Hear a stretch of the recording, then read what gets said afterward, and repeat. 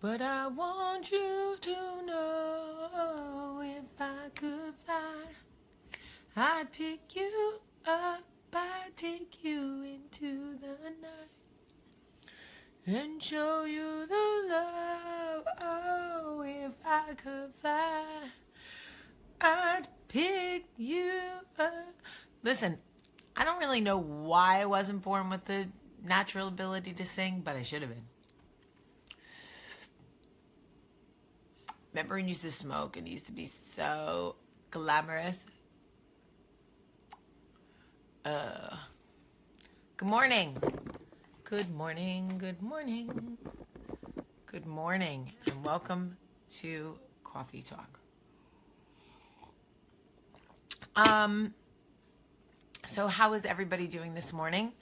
I hope everybody's doing well. Sparrow is finding his voice. This morning is the first time we really heard him bark, and it is deep and it is loud, and it is a true Doberman bark, and it's so cute to hear. Anyway, so, oh, that's so cool. Yeah, Will, he's great. Ow. Oh, I have a thing here. So anyway, what else is going on? Nothing. I have a ton of work to do today. Same old, same old. And I think I'm going to cook tonight. If I get the ingredients I need, I'm going to do a cooking in cast iron tonight. Cheryl Johnston, I'm so sorry about your husband, but I'm so glad you're back. Well, we didn't laugh when he barked because he was outside, and all of a sudden he was like, whoa, whoa, whoa, whoa, whoa, whoa. And I was like, it sounded like Ace, I'm not going to lie, because I'm so used to Ace's bark. I don't know where he is now. I'm assuming Michael brought him in because he was probably like, yo, keep it down, Barker. So I want to talk to you guys about family for a second. You know, ever since I did the coffee talk about setting boundaries with my mom, I have gotten so many letters from coffee talkers who say to me, it isn't my mom, it's my dad. It isn't my dad, it's my sister. It isn't my sister, it's my brother. It isn't my brother, it's my daughter. It isn't my daughter, it's my son. It's my daughter-in-law. It's this, it's that. My grandmother, my aunt, whatever. And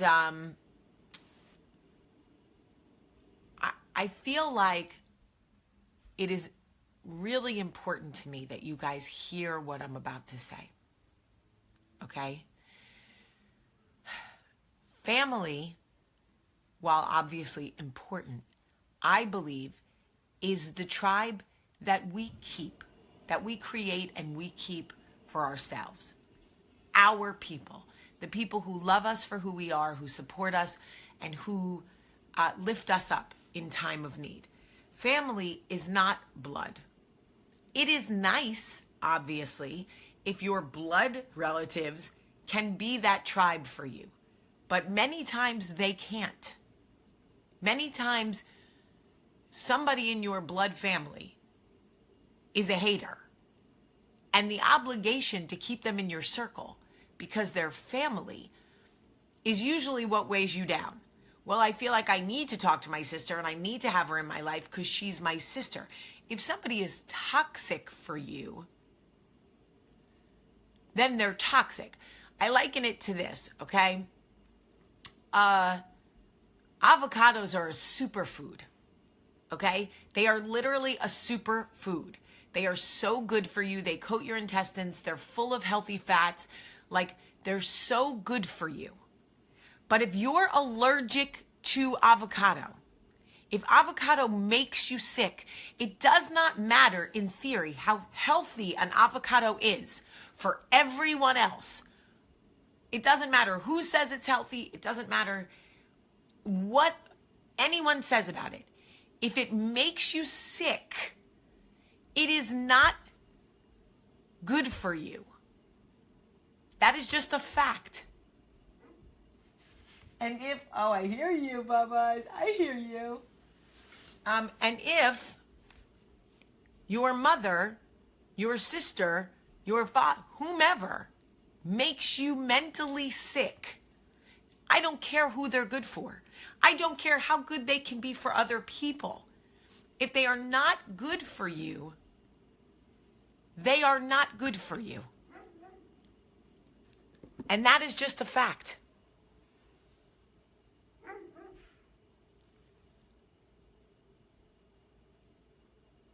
Did you hear it?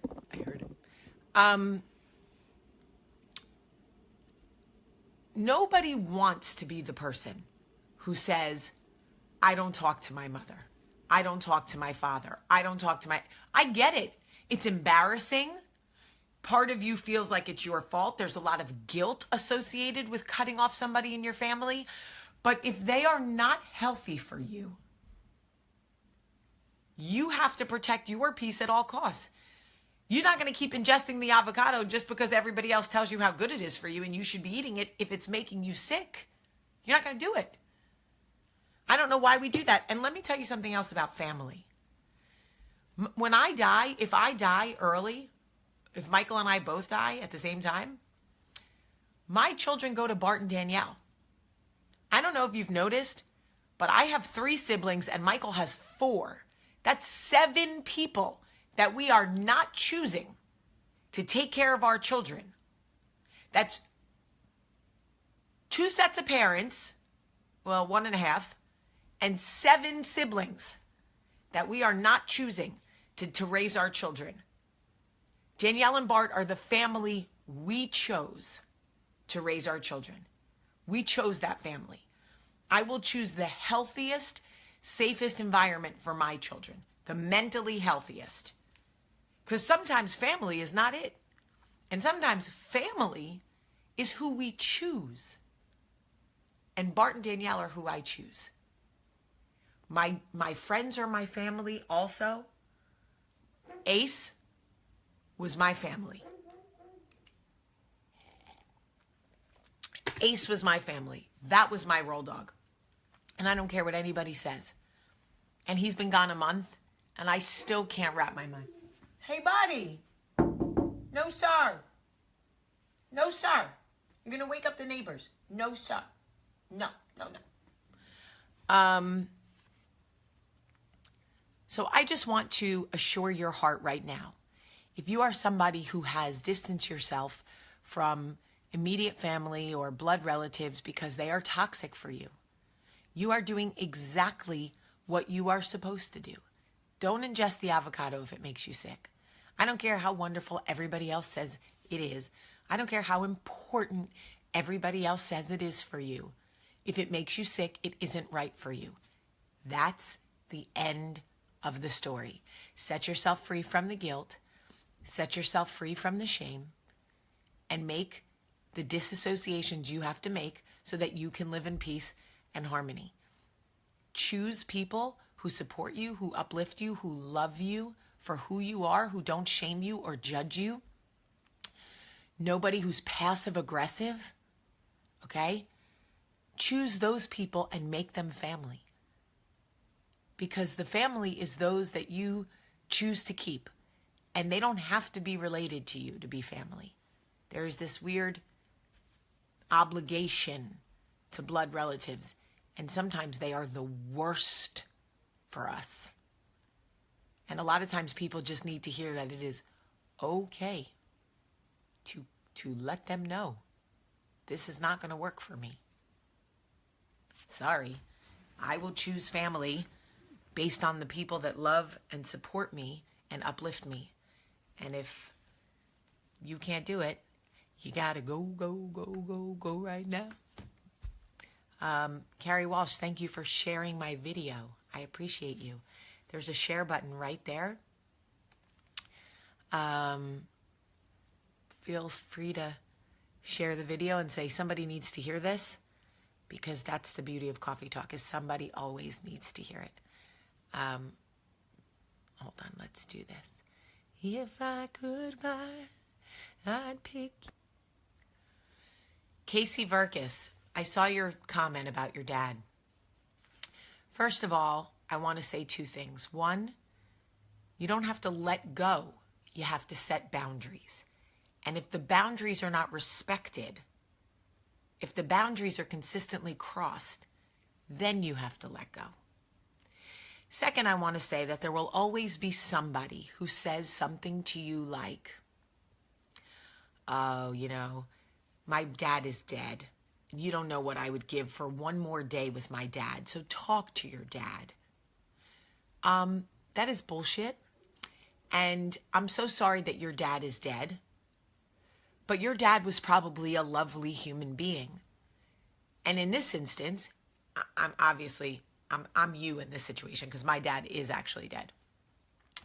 In this instance, my dad is toxic and is holding me back from the person that I want to be. He's not healthy for me.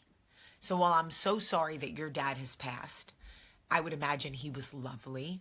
And right now, I need to do this to ensure my mental health. I'm sure you want me to be mentally healthy. There will always be somebody who tries to throw their dead mother, father, sister, brother, aunt, uncle, grandma, grandpa, blah, blah, blah, in your face to shame or guilt you from trying to protect your peace. Don't let them do it. Because they try to do it to me with my mother. And let me tell you something. Don't you dare come at me and talk to me about, oh, my mother has passed and what I wouldn't give. My father has passed and what I wouldn't give what I wouldn't give for one more day with my father. But let me tell you something else. My father was not my mother. He was nothing like my mother. So when I tell you I had to cut my mother off for a period of time because she could not respect my boundaries, don't shame me. And don't guilt me by reminding me that your mother has passed and I should what? Allow my mother to emotionally abuse me because your mother's not here anymore? That is the most unfair thing to do to somebody. The most unfair thing to do. Because we can't battle the dead whatever. I would never do that to somebody about my dad. If you told me your father was toxic in your life, I would never be like, oh, but my dad is dead and you don't know. No, if your dad is toxic, set boundaries fast. My dad was not toxic. He was lovely and wonderful and amazing. And I don't use his death to shame other people into surrounding themselves with dads who don't know how to treat them well. No. All right, I love you guys so much today. And by the way, setting boundaries is love. Setting boundaries is love. Don't let anybody tell you different. If you're trying to set boundaries with somebody in your life and they tell you this is not how you treat family, they don't respect you. They don't respect you. They are not interested in protecting your peace. Please share this video. Right there, there's a share button. Just share it and say, hey, I think somebody needs to hear this. I love you so much today. Have a great day.